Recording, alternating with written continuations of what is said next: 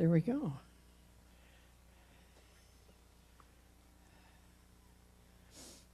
Let's see, there was someone new, and I had my back to you, so who is that? I just want to sense who it is. All right, thank you.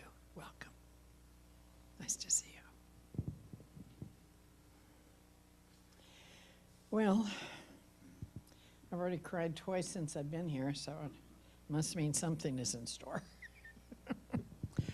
You know, I went through my Unity file this week as I was considering being here, and I realized for about 4 years I've been here during Advent. And the only one I haven't covered is the last one, which is, a second, I have it written down. But I read all the notes from the ones that I've been here for, and I really am starting to understand Advent. It's a very cool thing. I hope I'm not going to mess up your order up here, am I? I have my own little things to put in place too. But what I understand about Advent is, well, first of all, who's ever heard of Peace, what was her name, Peace Walker? No, Peace Pilgrim. Yes, Peace Pilgrim. Well, she has this little tiny book that would fit in your check register or your wallet about her philosophy and her journey. And it took her a while to be willing to go out on that road and just hike around for most of the rest of her life with just a backpack and little much else except her faith, which is where we start in Adventist faith, right? And it took her a while. And why did it take her a while? Because she realized she was going to need to have her grit on when she was out there with her backpack. And she was going to need to know who the heck she was and why she was out there and what she was out there for and about. And I didn't think of any of this until I got in here this morning. I went, oh, I should have looked up that little booklet. But I didn't, so that's all right. I did a lot of other things this morning. I remembered to bring my handkerchief because I'm pretty sure it's a cry day for me. And you know, that's a good thing. I remember when I wouldn't allow myself to feel any emotion. It was just so much safer to just stay hidden away into the world of perfection. You know, Buick Park Avenue, house in the country club, $100 an hour. I was living the rich life. But I wasn't happy. I wasn't happy. Have you been there? Do you know what I'm talking about? So there's so many ways we could unpack today's program. And I really need an extra table. I brought so many props, but I'm just going to spread out.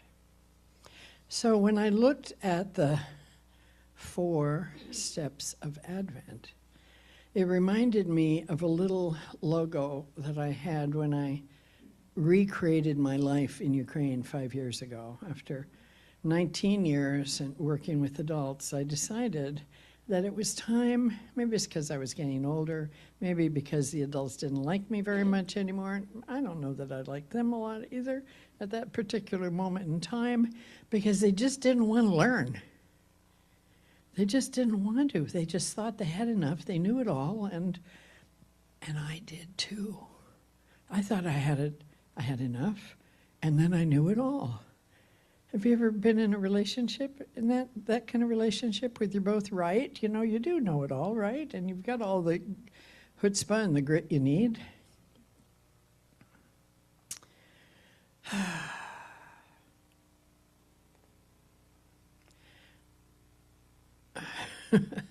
It'll go in the book. You'll just have to read the book. So that'll be fine. But the point of it is that when we hang on to things that aren't working any longer, we don't graduate. We don't graduate from faith to peace. Like I look at Advent like these steps. It could take a lifetime. It could take 4 years. It could take whatever it takes, really, to go from faith to peace to love to joy. Joy. Now, I don't know about you.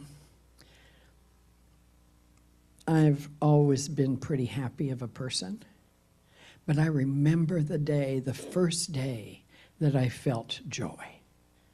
The very first day. Well, actually, I just remembered another one. But the first day that I knew of, that I remembered until just now, was in 2016. And I was doing a interim service for a church in Salt Lake City for a year.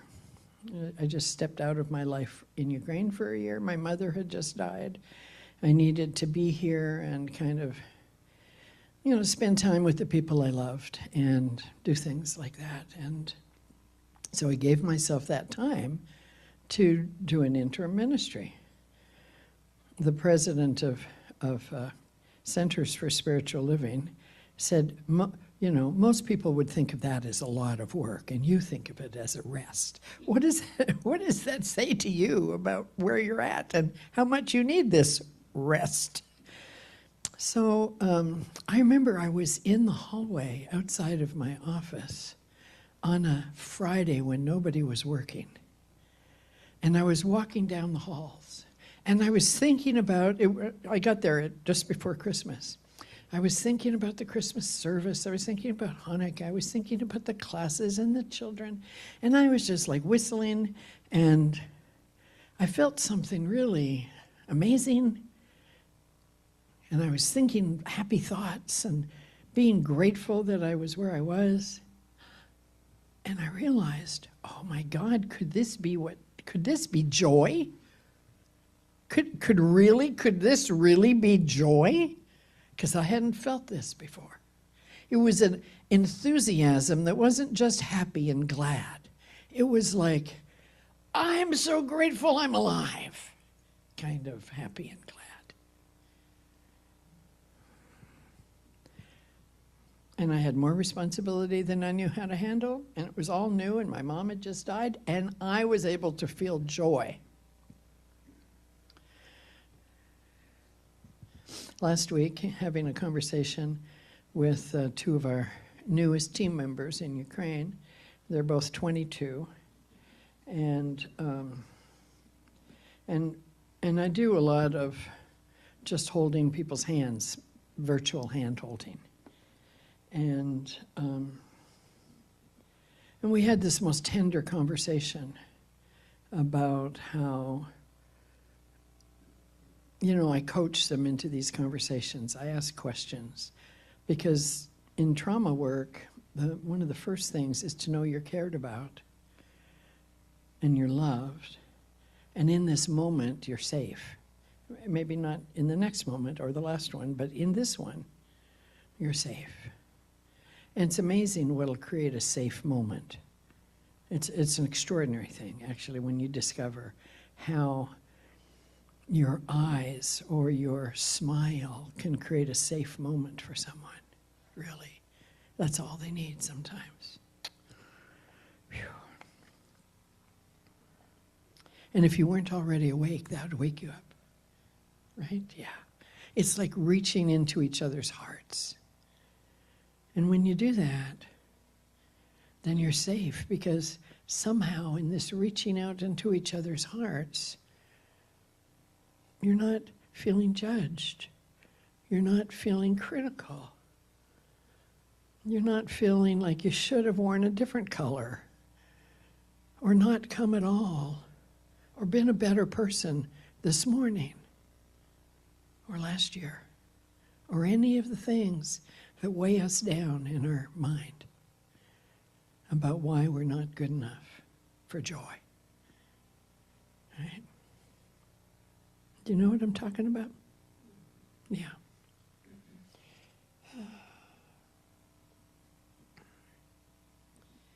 And in the middle of the conversation, I said, how are you feeling with this conversation? Because they were talking about what they're feeling. There's a lot of fear and there's a lot of worry. And there's a lot of anger. The anger is growing because Nothing's taking away the fear and the worry. I mean, we do in our team. We don't stay there. We deal with it with each other. But in terms of the population, there isn't enough support for everybody to hold their hand virtually or in person. And so there's a lot of pain and there's a lot of worry. And so we talked about anger, and we talked about the power of anger to point us at what needed to change in our heart so that we could be willing again, which is really what faith is, until it's more. I mean, faith is all there is, but before you have it, you have to be willing to have faith. And when you're in the middle of the war, it's very hard to have faith that it's going to get better.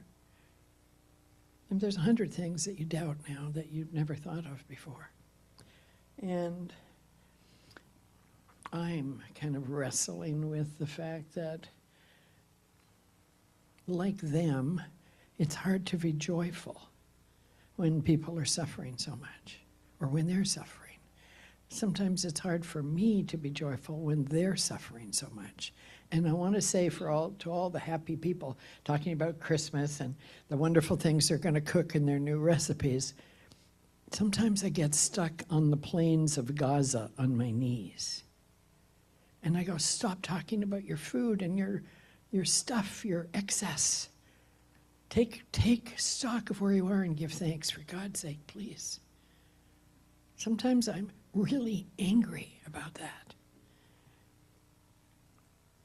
that we are so far away, that we all, I know, have compassionate hearts. And it's so hard to identify with. How do we identify it? How can we move just beyond our compassionate hearts? Well, virtually is the only way, through our hearts, to their hearts. You know, like my little granddaughter taught me when she was 2 and she's in the backseat of the car and there was an accident in front and she says, Baba, we have to stop. I said, no, the police is there now. It's fine. We have to keep driving. No, we have to stop and help. And I went, all right, tell me, this is a teachable moment. How do we help in this teachable moment? There was someone on the ground, there was a wreck of a car, and there's a 2-year-old and a baby carrier in the back seat. And I didn't know how to answer her. And, I put my hand on my heart and I opened it up and I said, just download something, please. And what I got is, put your hand on your heart. So you can do it. Let's just do it together. So where is your heart heavy? Where do you want to feel, oh my God, I'm so glad I'm alive, joy? So put your heart there and let yourself feel it. And if you cry, all the better, because that's like Spirit washing us from the inside. So your hand's on your heart, and I said to her, this little baby in the car seat, do you know what it feels like to love your mommy and daddy? Yes. And what about Rosie, and what about Bindi, and what about Bandit?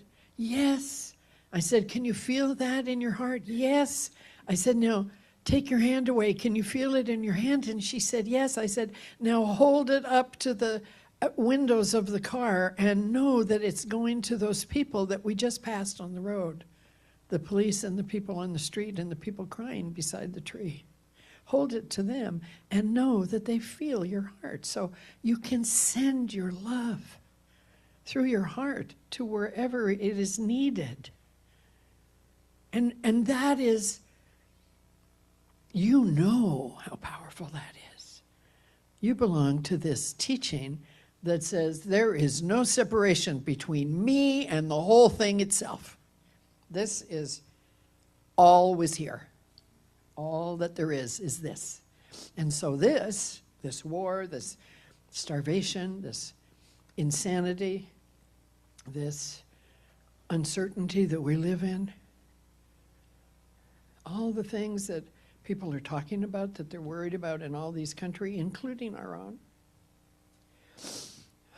And the key is to not go down the rabbit hole of all those things, because it's so easy to do that. People talk about the things that they're worried about, and misery loves company, that. It feels better when there's more of you complaining and talking about it, then you're just alone doing it. And so it grows faster because people want support. And so it quickly spreads. And our job is to be the light. The candles were trying their darndest to get us to wake up to that today. Finally, they did. Thank you, Meg. And thank you also for going there and being the light, responding to the situation with care for each other. So, faith takes courage and willingness. But without faith, we don't get to love. We don't get to peace. We wouldn't have peace if we didn't believe that there was possibility beyond conflict. So we wouldn't get to faith if we weren't willing, even if we don't think we have to give up our treasured wounds and all the battles that we've been fighting. Even if we don't know that yet, we'll know it if you hang around enough. It all becomes clear, but you don't have to do it in your first day. When you are willing to have faith, then your heart opens to the possibility that, I love the what if questions, like, what if it's true that when my heart opens, I'll be kinder? Or that people will see that part of me, not just the tough I can do anything part.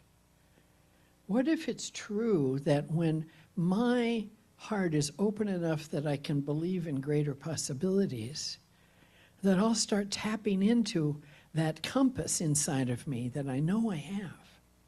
What if it's true that when I start leaning into faith with my willingness, I might become willing to forgive those things I'm still carrying around in my mental bucket? What if it's true that I could heal and could be, no matter what is going on in my life, able to love in the middle of chaos and catastrophe? What if that's true?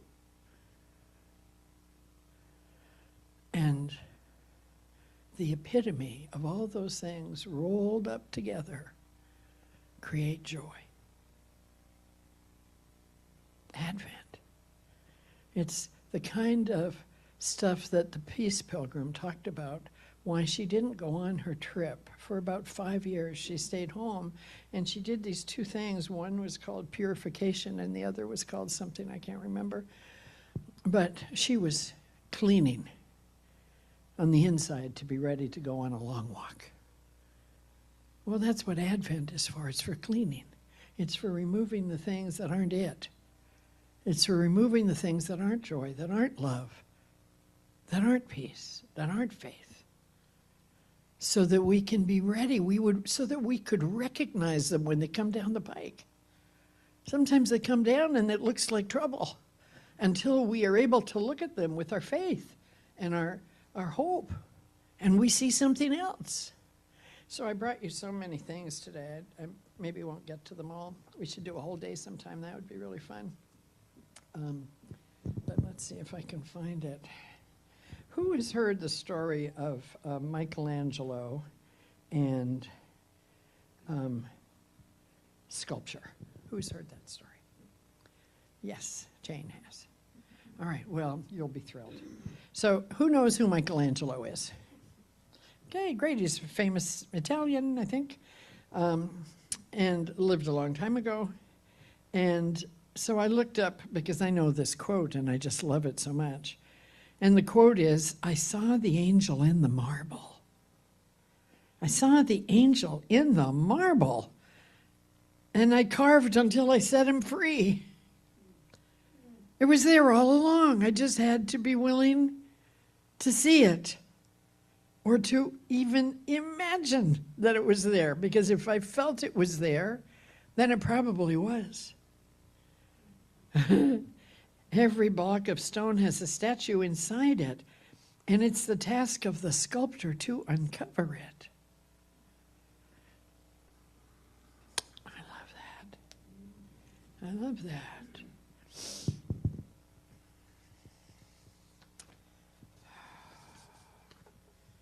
So when the girls listened to me talk to them about the ways that we can support each other when we're in the middle of a conflict like the world is having way too many of these days. Or whether the conflict is in our own heart about why are we having so many heavy things around the world happening? What does that mean? Is it too late? Is it all going to hell? Well, I mean, you know, heaven and hell are not places, they're states of mind, and this sure is a hellish one. But staying there is our choice. Staying in that hell as we, you know, focus on it and carry it around and use it to define what's going on, that's just pure choice. Heaven and hell, our choice.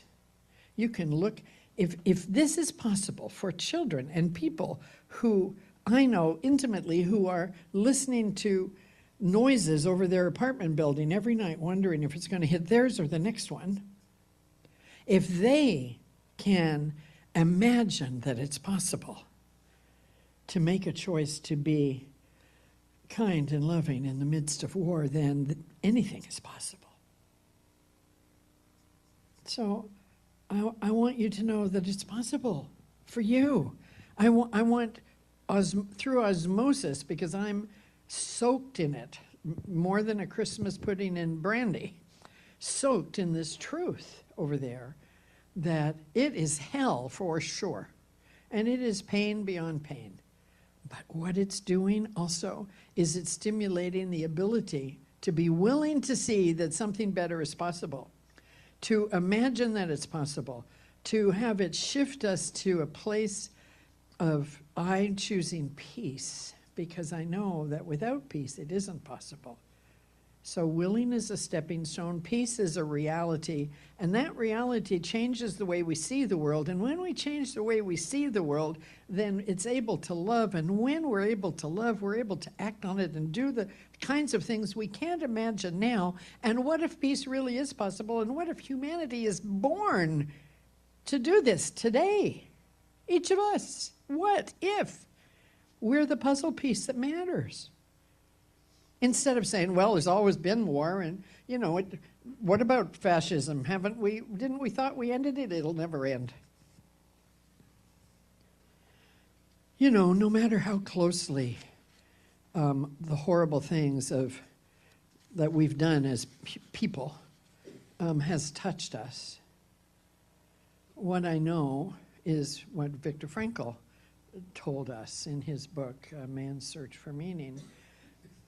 When he was imprisoned, and I'm no great scholar, I could get my facts right, but the essence of it is there was a little tiny hole, just a little peephole in the wall of the concrete cave where he was sequestered for a long time.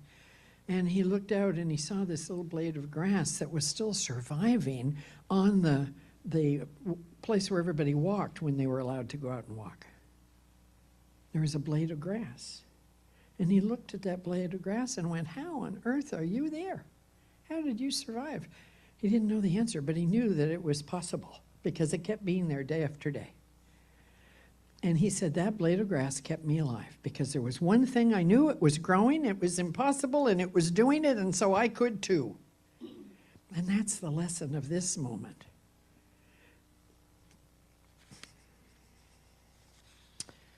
That story is too long to tell you because I have other things I need to say, and I probably have 5 minutes left.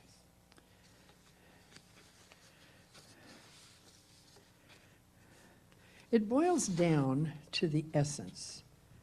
I love that word, sushness. It boils down to the sushness, to the essence. And the essence is to plant what you want to eat and think what you want to experience. Now, I have these little postcards, they're bilingual, and each one has one of the little teachings that go into the curriculum I create that gets taught to teachers, who then bravely and with so much willingness to discover something in themselves, bravely goes and brings the teaching to the children. And that's what I've been doing for 5 years. And it gives me so much inspiration, because they're like sponges. And not only that, they know the truth. They haven't forgotten who we are. They readily accept that it's possible to be really sad and scared and really happy in the same moment. In fact, we have to be happy. We're kids. Kids need to be happy. I literally love what I do. I always pretty much have. I had a company here when I lived in Santa Rosa, and the company was called Yes Productions, because God knows there was enough no. So Ernest Holmes said in The Science of Mind, you have to lose your hate if you wish to find love. You have to let go of everything that's unkind if you wish to discover kindness. You have to surrender fear if you wish to discover faith. And he said we have to keep our minds open at the top for an influx of new wisdom, new ideas.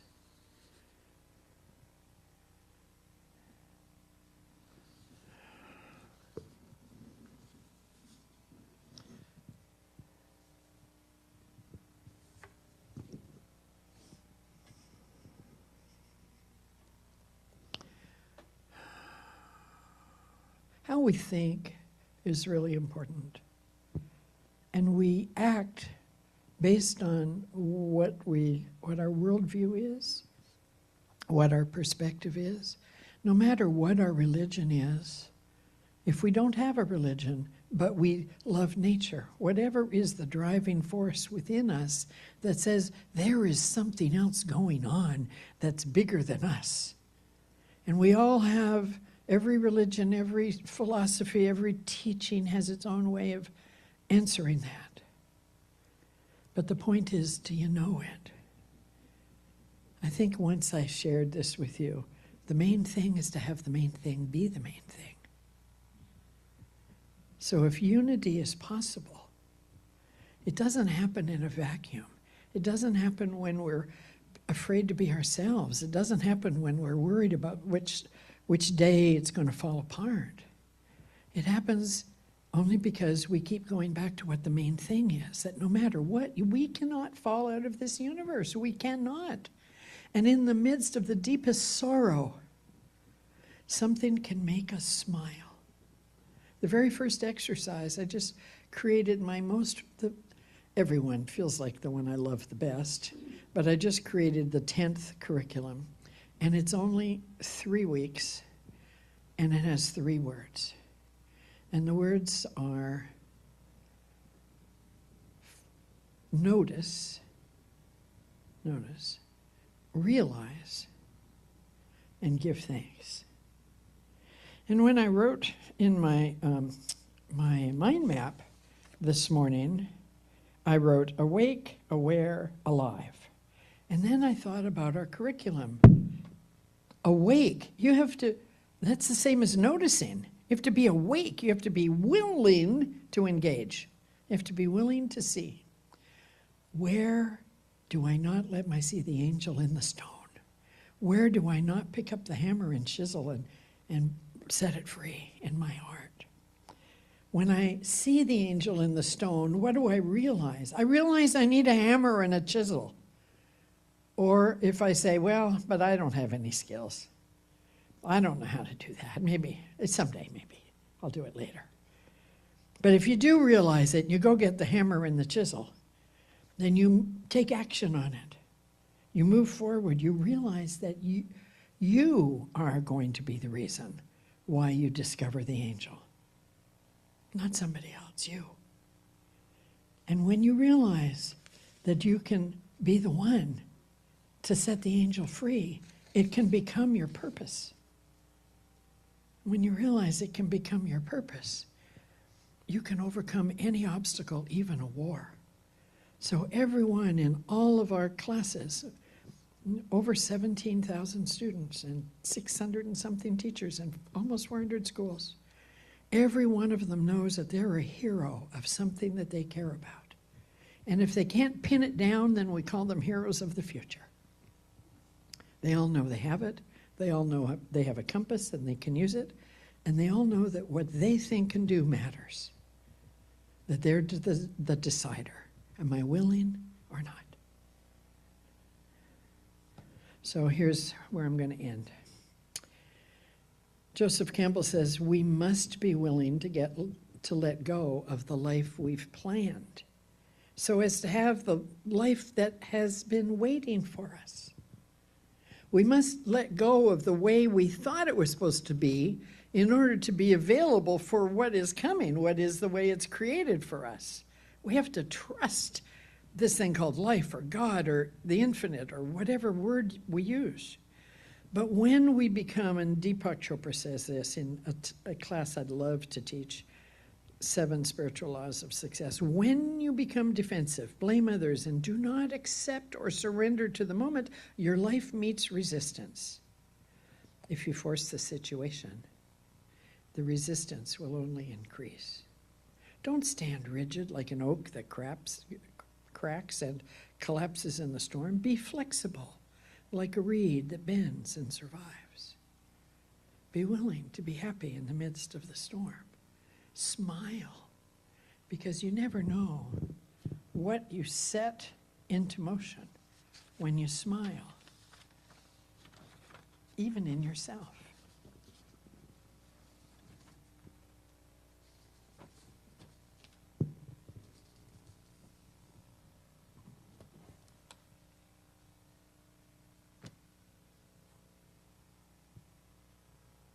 It's better to be prepared for the goodness that you want, even if it doesn't come right along, than to have it show up and not be prepared. You don't have to believe what I'm saying, but if you'd like to be ready if the thing you want shows up, then just act as if it could and dare to be willing and wake up to the possibility. Ask yourself the questions. Get rid of the part of the rock that needs to be removed for you to see your vision. And step into the joy that this wonderful Advent season, that's yours, this wonderful Advent season in all of its glory brings to us. Because it's here on purpose, so that we can shine our light. Because that's what we are. So many, many, many, many blessings. May all of you smile and find things that make you feel good, even when you're hurting, because it's the beginning of healing, and it helps. Thank you.